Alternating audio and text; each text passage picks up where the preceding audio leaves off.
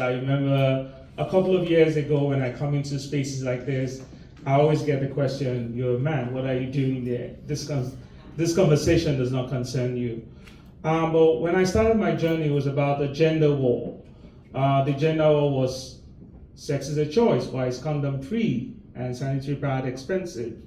You know, Viagra is non-tax, tampon is tax. If pads were raining from this, if men were on their periods, maybe pads would be raining down from the skies. I saw such informations on the Twitter, placards, and it was like a protest.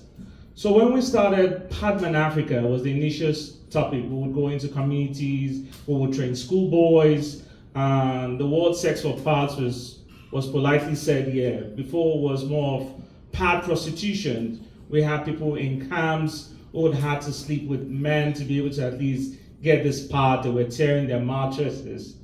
We wanted to be able to see how to change our orientation. So we started what we call Sanicle.us. Our initial goal was to have the father-daughter conversation. So I'm a single dad. I want to be able to help my daughter to be able to access sanitary pads, information and education. When I speak with a lot of people, they say, "Oh, maybe this is a developing country problem.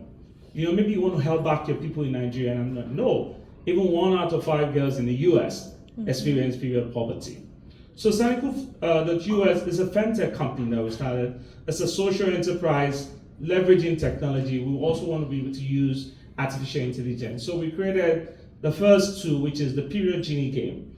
The game is to provide an educational twist where the father-daughter conversation can be done with simple terminologies. What is menarche? What is ovulation? What is vagina? You know, it took me a couple of years, even in school, to be able to call my own private parts. You know, I go into sessions like this and they say, "How do we introduce you without using the word menstruation or period? Should we just use the word sexual reproductive health?" So I also wrote this book called The Period Passport.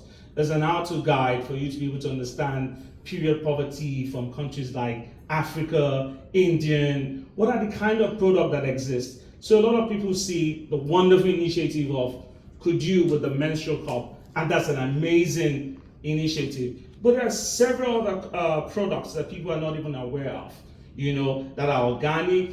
I don't know whether a lot of people know period boxes, there are period jumpers. Some people are not comfortable hearing the word washable pads.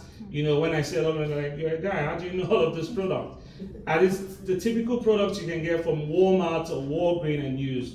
So we also wanted to be able to at least create period parties. So we were leveraging entertainment as the tool. I'm happy to meet Kwasi for the first time and his work with entertainers. We wanted to use people who were influencers. So we created the Women of Wakanda Summit. We hosted the first Black Menstrual Health Summit. And now we're pivoting to working with companies through their HRs and benefit program, because if you say diversity and inclusion, how do we work with women of color? So we created the first Black Menstrual Health Summit in Tulsa, and this time we had men on the panel.